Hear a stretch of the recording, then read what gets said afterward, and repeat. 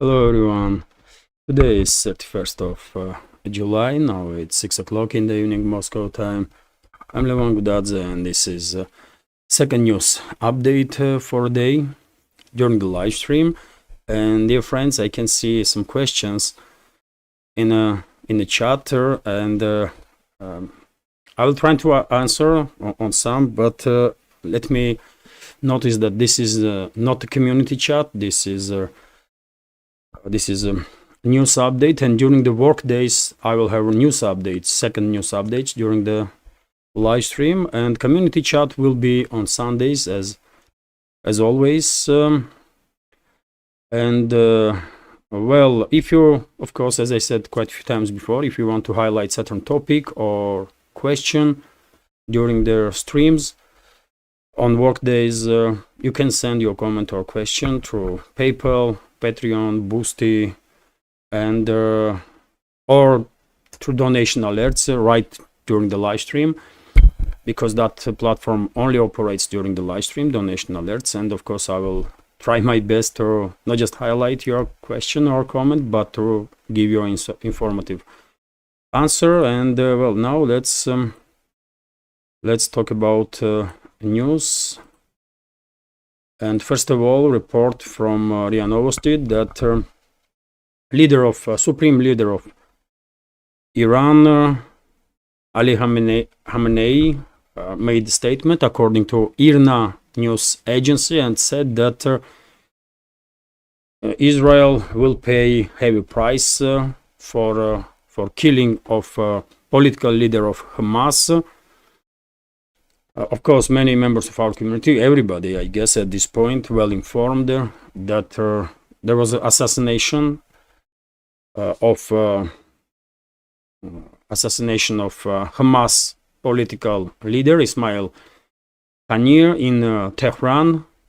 His residency was targeted, and him and his bodyguard were killed during this strike. And reports are that it was a missile strike, and that missile was launched from outside of Iran. And we have now response from many countries, including from Iran itself, and their supreme leader is issuing strict warning to Israel that there will be repercussions for this attack. Although Israel itself, I will highlight that Israeli leadership did not commented on this strike at all.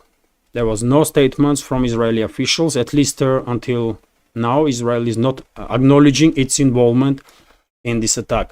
Also, strict warning from IRGC, Islamic Revolutionary Guard Corps, and they're also stating that there will be retaliatory measures taken against assassins of Hamas political leader.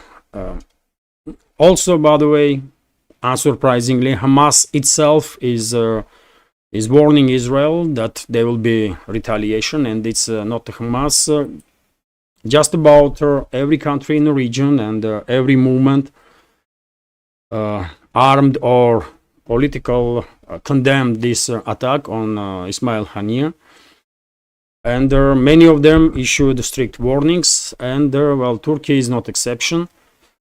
And Turkish leader Recep Tayyip Erdogan also condemned this attack, this political killing. Basically, that's what it was. And Turkey is not alone. Every single country in Middle East, as far as I see reports on the media, condemned this attack. Although rumors are that this, and not just rumors, by the way, Hamas itself, Hezbollah, I believe, stated that this attack was carried out by Israel with the assistance of US, and questions are rising about level of US involvement in this political killing. And US head of US State Department, Antony Blinken, officially denied US involvement. I spoke about it this morning, and I will repeat that that's their official position of the US. To go through this report on RT, Washington was not aware of their not aware of or involved in their assassination of Hamas political leader Ismail Haniyeh. U.S. Secretary of State has told the news network CNN. Anthony Blinken gave an exclusive interview to their Singapore-based outlet on Wednesday during his official visit to the country. When asked if Haniyeh's killing could change the course of the war in Gaza, Blinken warned against speculations and stressed that negotiating a ceasefire is imperative. Well, we all know how U.S. is negotiating ceasefire. I mean, at this point, any statements from Washington about peace hardly can be taken seriously by anybody, inside U.S. and outside of U.S. Also, TASS News Agency's reporter, and this is not about Middle East, by the way, this is about a special military operation that Russia is conducting.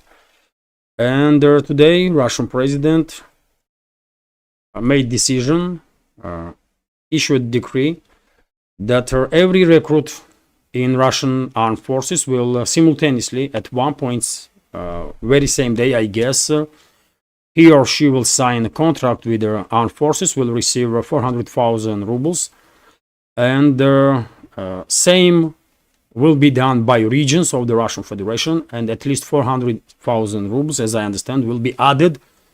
So simultaneous payment, just because contract was signed with the armed forces, will be at least 800,000. Although, dear friends, recently many members of our community remember, I guess, that recently I reported about recruitment process in Moscow, and of course, Moscow region is Moscow as a region is one of the richest one, or the richest one, financially speaking, in Russia, and therefore Moscow's government is able to stimulate recruits in a much bigger way. And in Moscow, if I remember correctly, if Moscowite will sign a contract, he will receive simultaneously, just for signing a contract, more than 1 million rubles. More than 1 million rubles, 1,300,000 or 1,900,000, but it's a significant sum.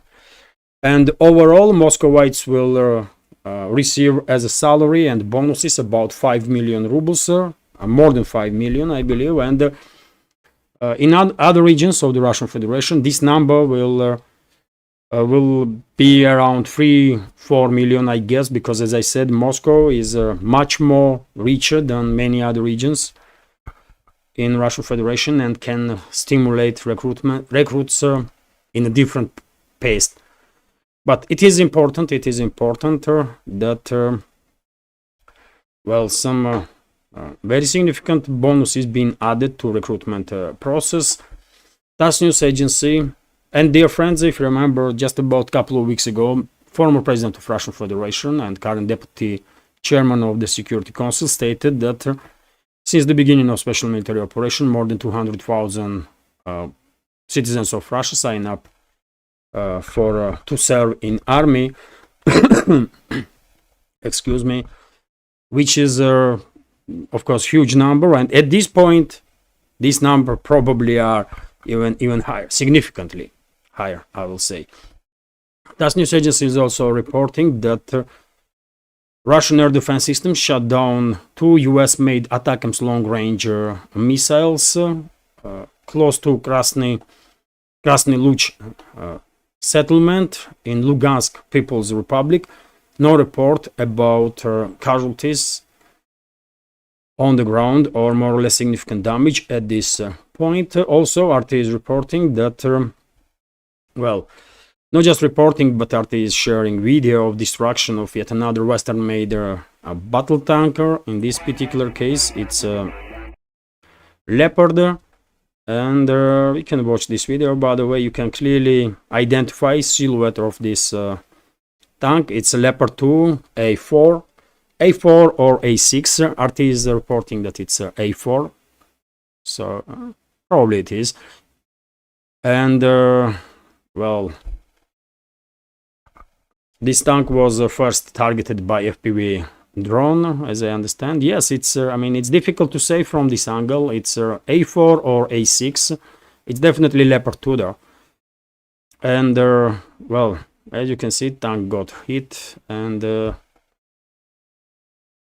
then driver tried to escape to move tank away from the strikes, but that was a big mistake on part of that driver, because another strike and munition detonated on a tank, and that's a result of it. Another Leopard 2 tank is going to the scrapyard. And as time goes by, Kyiv regime is losing more and more Western-made equipment. They already almost run out of Soviet equipments, and therefore probably highly likely that these military vehicles that US is transferring to Poland these days. And in today's first update, I reported about it. And if you have not seen it, please check that first update. It's packed with the news. It was reported that some 68, if I remember correctly now, 68 tanks are transferred to Poland, and about 150 infantry fighting vehicles. And most likely, those vehicles will eventually end up in hands of Kyiv regime, exactly because Kyiv regime forces are running out of armored vehicles. Soviet armored vehicles, Western armored vehicles, no matter, they are losing it on daily basis. Also, Vzglyad newspaper is reporting that third stage of military exercises of non-strategical nuclear forces have begun in Russia. And it's not just the ground forces are involved in these exercises, but also Russian aerospace forces, understandably so, because tactical nukes are launched not just from ground, but obviously from aircrafts. Also, well, Russia is preparing. By the way, Russian armed forces are preparing for any possible scenario, and I believe these exercises are some sort of warning. It's not just exercises as it is, but also I believe this should be taken as a warning to the Western ruling class. From Moscow, I'm not quite sure that the Western ruling class is capable of listening to any warnings, but still. RT is also reporting that fewer Americans back military support for Ukraine, according to polls, which is quite interesting, especially if you take in account level of propaganda in the collective West. Let's go through this news. Less than half of Americans or US citizens, let's say, approve of their government giving aid to Kyiv regime, according to research published on Monday. The polls results suggest a shift in public opinion on the US backing Ukraine in its conflict with Russia. According to a survey by the PEW Research Center, a Washington-based think tank, the American public is evenly divided overall on levels of US aid to Ukraine, with 49% saying that Washington does not have any responsibility to help Kyiv, and 48% saying that it does. A similar poll carried out a year ago by the Reagan Institute suggested that 59% of the Americans supported providing military aid to Ukraine. According to June 2023 Gallup poll, 62% of Americans supported the US efforts to help Kyiv regime. So significant drop in the support of this unchecked money spending on Kyiv regime from Washington, or by Washington, which is quite interesting, because it's not just this shift that is happening in public opinion in US, mainly due to independent media, I believe. Of course, some people may independently start questioning policies of the Washington. It is a possibility, obviously, but I think many members of US public start asking questions thanks to independent independent media, alternative media, which is obviously based on internet. And well, there are quite a number of great independent channels in US, in Europe, that are providing public with information, including about real situation on the Ukrainian battlefield and real levels of their spending of the Washington to further prolong this proxy war against Russia. And also more and more people are receiving information about modern Ukraine itself and what kind of people and what kind of groups are in charge there. And therefore we can see here significant drop in level of support of Washington's policies in regards to this unchecked supplies of money and weapons to the Kyiv regime, which is really interesting to see. Also, dear friends, before I continue, let me notice, if I may, that this small media project of mine with several channels on YouTube, Rumble, Telegram is completely subscriber funded, and I will be immensely grateful if you will also consider to support my work with a donation through PayPal or Boosty. This is the Boosty, by the way, Boosty platform, that's how it looks. Or if you will subscribe to my Patreon page, and this is my Patreon, by the way. And I'm trying to keep my page on Patreon interesting, packed with bonus videos, to make sure that page is interesting, informative, entertaining. And on my part, I can promise that I will definitely continue to do as much as I can to create informative, interesting programs on main channels and also on Patreon and Boosty, by the way. If for whatever reason you have some issues with Patreon, you can subscribe to my Boosty channel. I'm publishing here also almost every video, all videos that I published on Patreon page. And yes, if you're good with the crypto, you can support with the crypto. That's also option. That's been said, let's talk about some additional news. And and by the way, all the links, of course, are under this video in the description box. And many thanks to all the members of our community who already supported and continues to support my work. Thank you very much.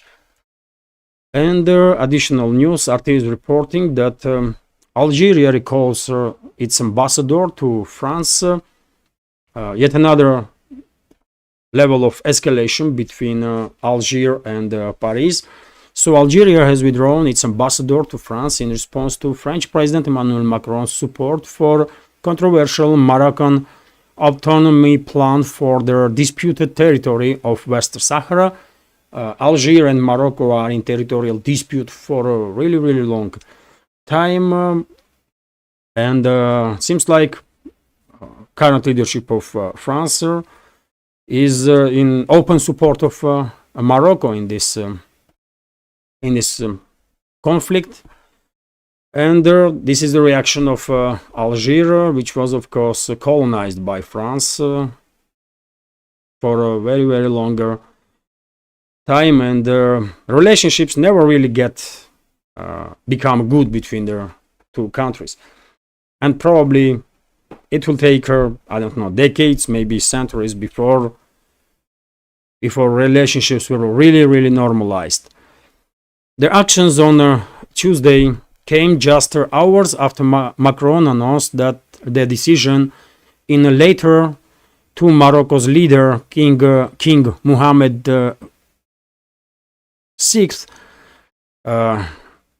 Algeria took similar action against Spain in 2022 when Madrid backed Rabat's autonomy plan. Morocco de facto controls around 80% of Western Sahara, a former Spanish colony it annexed in 1975. This has been a source of regional tensions and a decades-long conflict between Rabat and the Polisario Front, an Algerian-backed group seeking independence from the Sahrawi people. The separatist group has expressed its support for a self-determination referendum, which was initially proposed by the UN in 1991 as a part of ceasefire agreement, but has since stalled.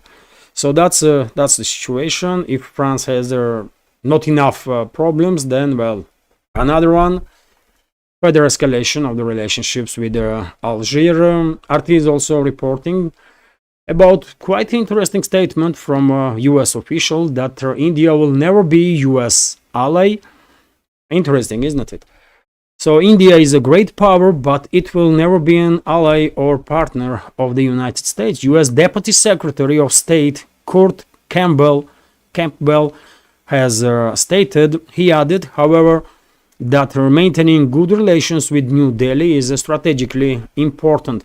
India is, and then quote, probably their most important relationships for the United States to get right, Campbell said at the Senate Foreign Relations Committee hearing on Tuesday, adding that Indian diaspora in the US is a powerful connection, highlighting India's desire to be an independent state. He admitted that the harder thing to keep in mind is that India is also a great power.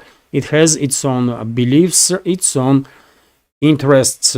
India will never be a formal ally or partner for the United States, but it does not mean that we cannot have strongest of possible relationships as allied nations on the global stage. Campbell remarked, well, interesting that US is acknowledging, at least on a level of words, acknowledging that India is a major power in this world, and India definitely is. And US is acknowledging that India will never be client state of US. That's what this statement means, by the way, that India never will be US ally. Because US don't have allies. US has client states, right? US has client states, not the allies. And India will never be US client state, that's for sure. Interesting acknowledgement from their high-ranking official in US. And by the way, also there is a history in place. And I'm not talking about British Empire and colonization of India, but I'm talking about relatively recent history. Second part of 20th century, for example, when US almost started the war, direct war against India, and was stopped by, at least partially, if not mainly by Soviet fleet, but by Soviet Union. And of course, I'm talking about 1971 crisis. And New Delhi remembers that. New Delhi remembers perfectly well where US was standing during that crisis, where United Kingdom was standing, and there are other NATO member states that basically sent its military to strike India, but were stopped and then forced to retreat. RIA Novosti's report that Russian president had a meeting today with the president-elect of Indonesia, Prabowo Subianto, and he is acting defense minister also, as far as I understand. And by the way, Russian defense minister also had a conversation with the president-elect of Indonesia, and he made a quite interesting statement that Indonesia is open for more cooperation with Russia, and Indonesia's economy is open for Russian investments. And this is quite interesting, especially because I believe Indonesia also interested to become a BRICS member state. That's one point. And also, by the way, this information clearly highlights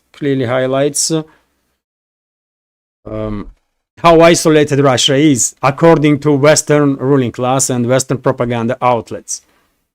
Does it look like Russia is really isolated? Almost every other day there are international forums in Russia. Every other day Russian high-ranking officials are participating in international forums on global stage. It definitely does not look like Western ruling class achieve its goal to isolate Russia. It's exactly the opposite is happening. Longer this confrontation with Russia continues between Russia and Western ruling class, collective West is becoming more and more isolated from rest of the world. It's just too obvious. And dear friends, right now, RIA Novosti is sharing breaking news, I will say, which is that first a bunch of F-16s arrived in Ukraine. At this point, only this short message on RIA Novosti that according to some media reports that are based on their sources, unnamed sources, first bunch of F-16s arrived in Ukraine. This was reported by Bloomberg, by the way, originally. This was reported by Bloomberg originally. So if it's true, then I guess it is a high probability that in upcoming hours, maybe before morning, Russian side will conduct yet another long-range strikes on number of airfields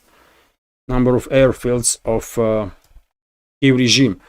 But yet again, question is, will those F-16s operate just from Kiev controlled territory or from any NATO member states airfield? And this is a key question because Russian high-ranking officials were very clear that no matter from which airfield those planes will take off to conduct strikes against Russian forces or Russia in general, those airfields will be seen by Moscow as a legit target, no matter they are located on Kiev controlled territory or elsewhere. So this is breaking news, by the way. This news was published just now, like 18:16, 10 minutes ago on RIA Novosti. Of course, if any additional information, I will share on my Telegram channel, and of course all the details, if they will be available in tomorrow's first update. Kommersant newspaper is also reporting that US is ending on all financial aid to Georgia due to bill about foreign agents that was adopted by Georgian parliament relatively recently. There was many threats that US will do this and US will do that. Similar threats from Brussels towards and some EU member states towards Georgia. And I guess Washington is starting to take some steps in this direction. And what we know for this moment from Antony Blinken, State Department's head, the US will stop allocating some $95 million for Georgia.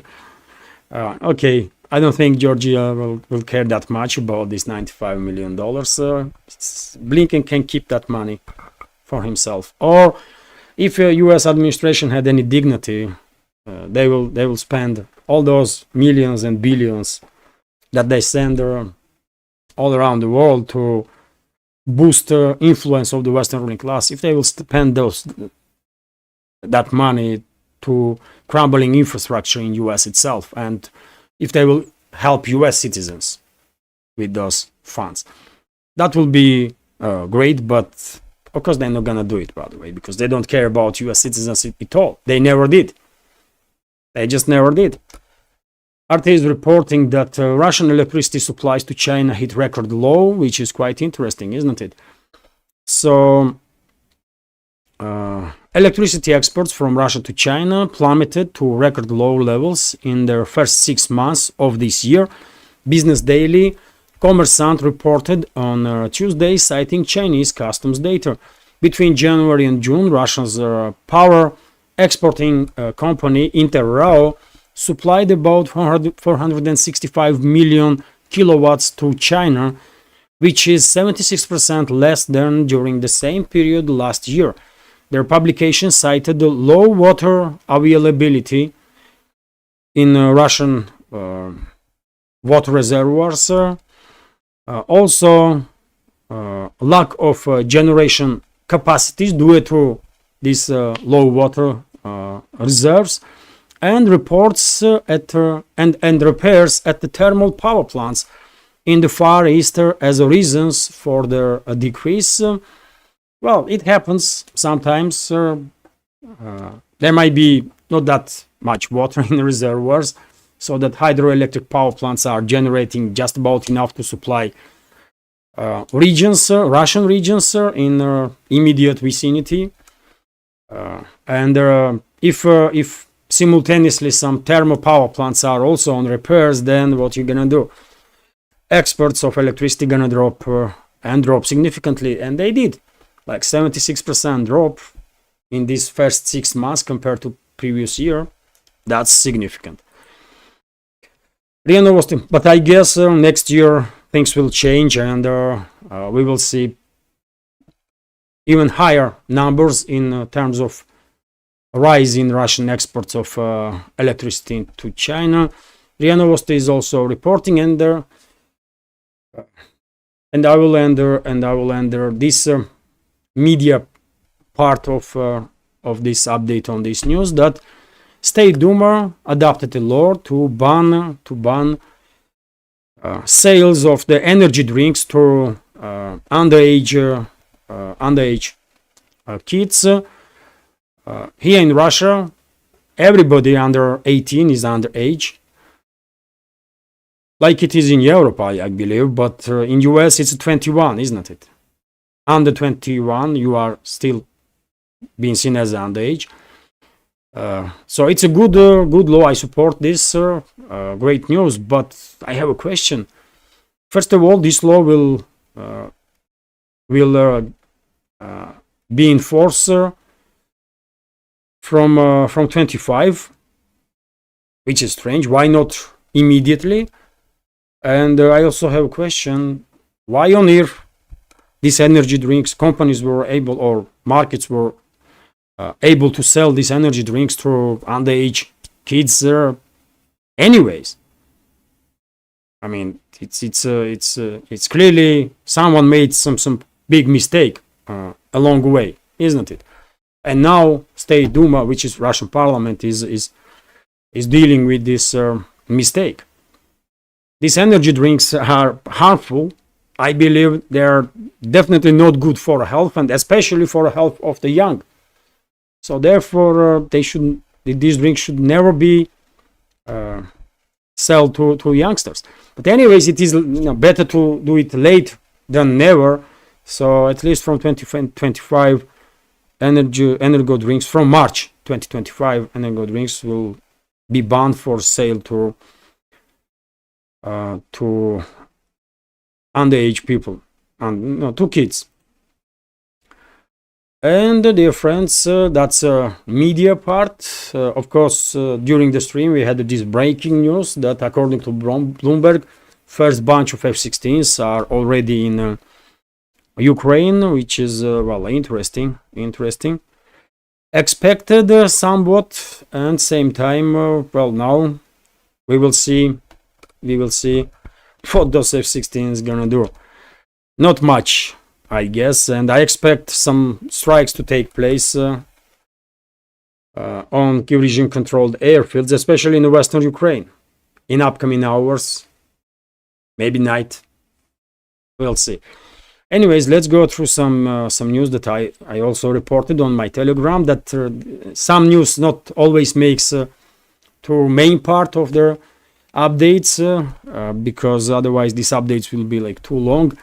And therefore, quite often I publish news on Telegram channel. And if you are not subscribed, please consider to subscribe. This is I will highlight once again that Belarus President Alexander Lukashenko pardoned German mercenary sentenced to death in Belarus. I reported about it in the morning's update. German national Rico Krieger had been sentenced to capital punishment in Belarus over mercenary work in Ukraine, a crime according to a local law.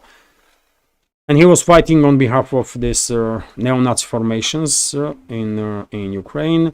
Also, by the way, interesting news that museum and the park complex, new Chersonesos, opened New Kherson basically opened in Sevastopol on Tuesday, and well, let's see this video, by the way. Quite nice, isn't it?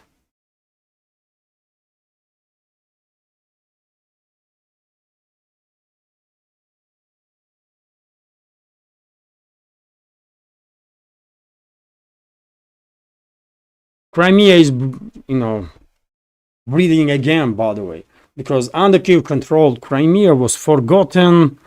There was no investments in region. Nothing was done by Kiev for locals. And once Crimea joined Russia, changes are unimaginable.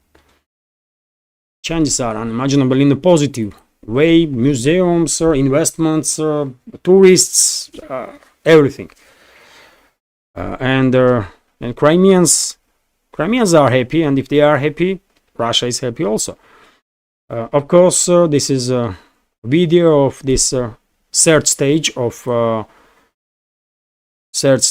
Russia's military exercises on non-strategical nuclear weapons deployment. And as I said, this is a big warning. That's how it's supposed to be seen by Western ruling class, but I don't think they are capable of listening to anybody except their own selves. This is, by the way, a short interview of Lloyd Austin, head of Pentagon, and during this short interview he said that US will protect Israel. He was asked about this assassination of Hamas leader and latest activity of Israel, and his answer was not condemnation of assassination or anything. No, he said straight away that US will protect Israel if it's easy. If US is obligated to protect Israel for whatever reason. I mean, US is not. US militaries are obligated to protect US first of all. US. But these puppets of IPAC, these puppets, man, they are laughable. They're just disgrace. Of course, I reported about statements that were made around this attack, assassination of the leader of Hamas, Ismail Haniyeh, and Russia strongly condemned this attack. Russian Foreign Ministry made a statement about it.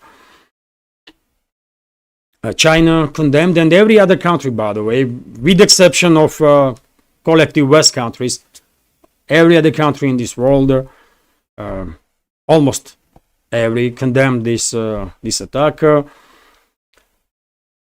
And Israel has stepped up security for its athletes at the Paris Olympics and at the embassies around the world following their killing of Hamas Politburo chief and Hezbollah commander as a result of recent strike in Beirut.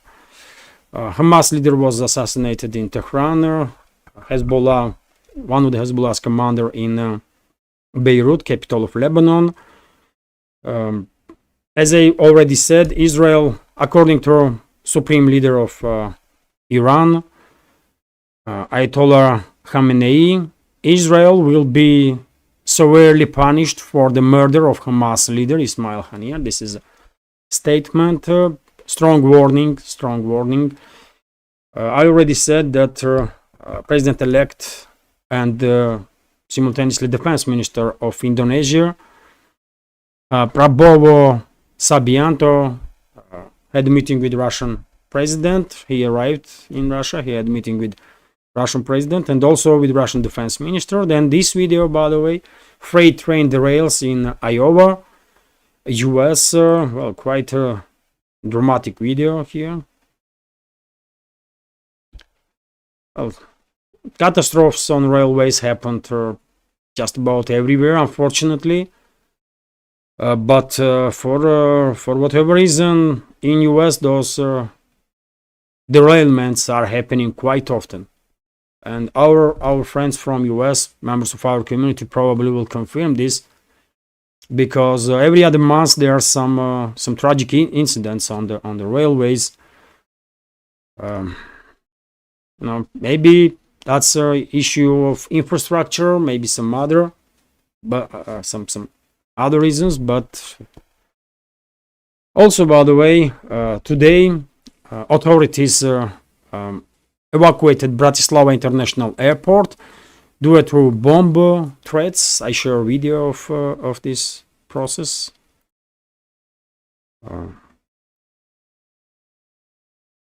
World is getting crazy, so, and also some dramatic stuff is taking place, and tragedy is taking place in United Kingdom.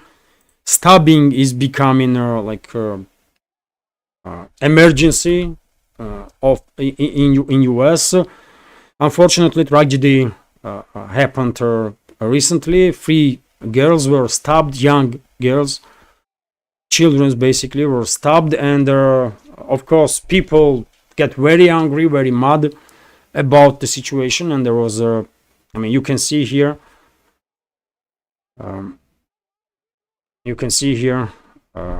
anger of the people due to this epidemic. And this is also UK, by the way. Just look at this, man. What is going on there?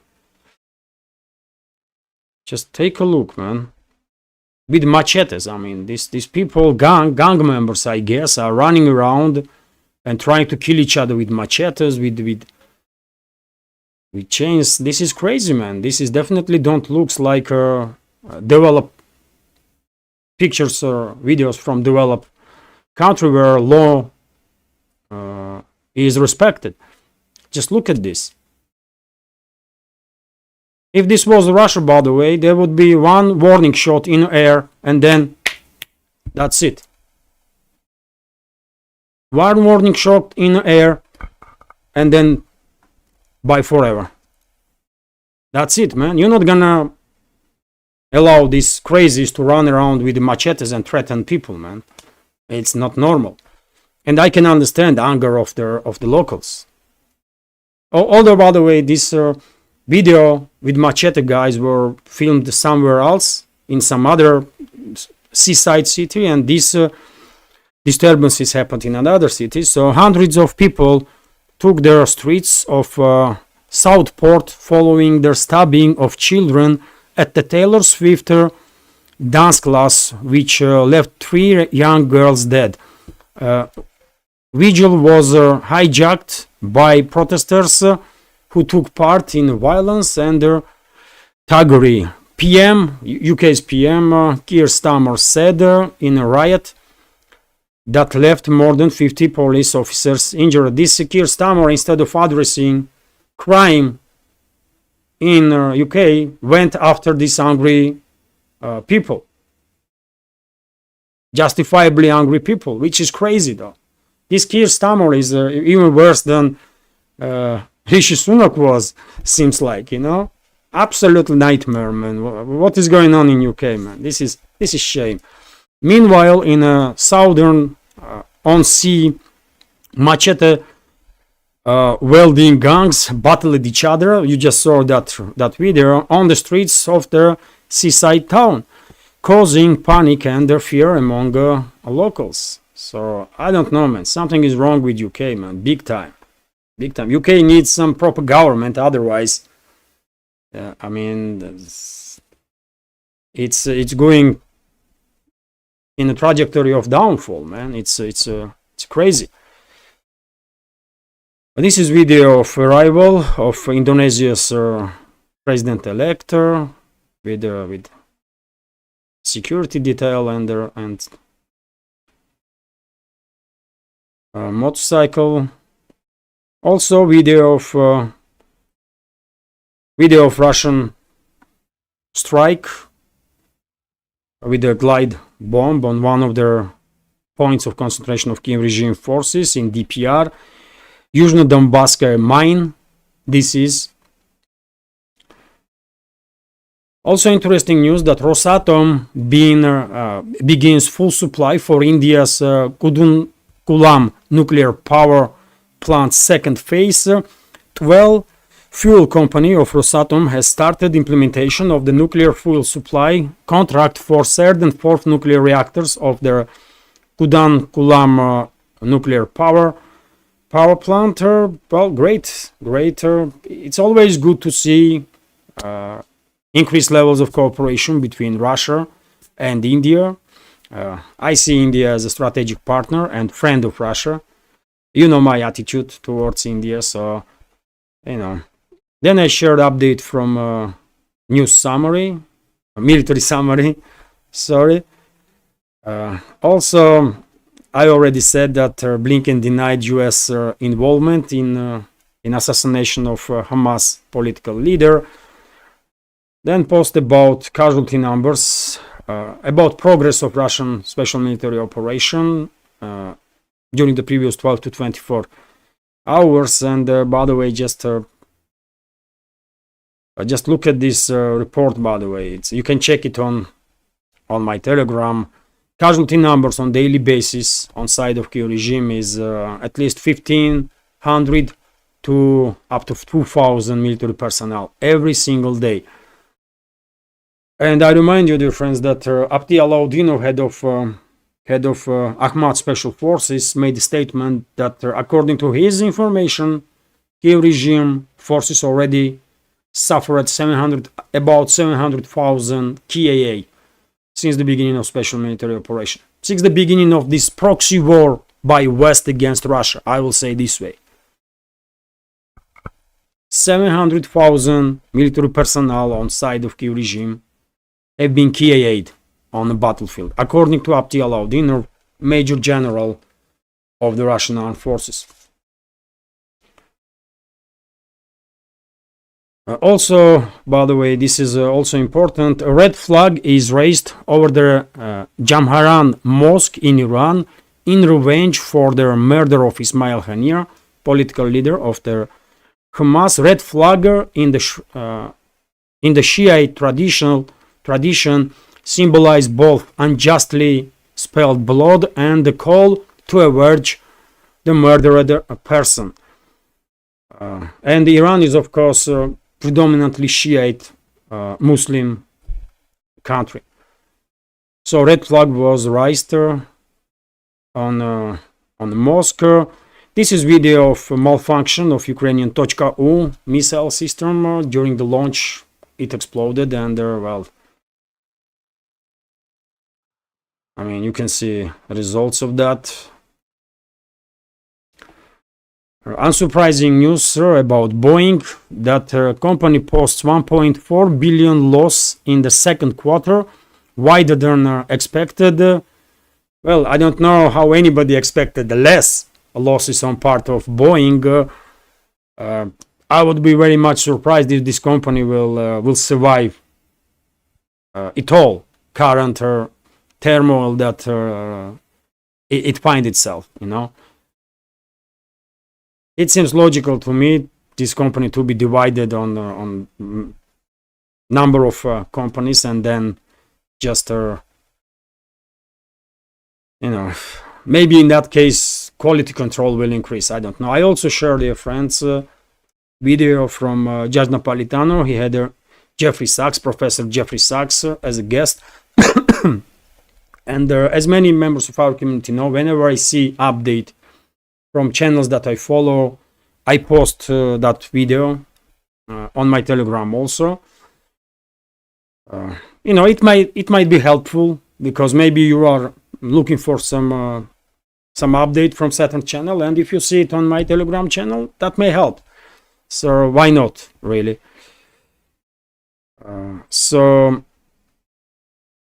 And this is information that United States suspends aid to Georgia and considers its government's actions incompatible with the EU and NATO membership. U.S. Secretary of State Antony Blinken stated, okay, Georgia don't really needs to become EU or NATO member states, that's for sure.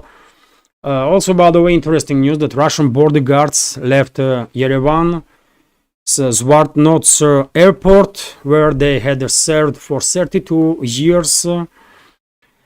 The reason is the decision of the Armenian authorities who in March announced that they would continue to carry out border control in airports for themselves. This is their official ceremony. Let me, by the way, make it with a, you know.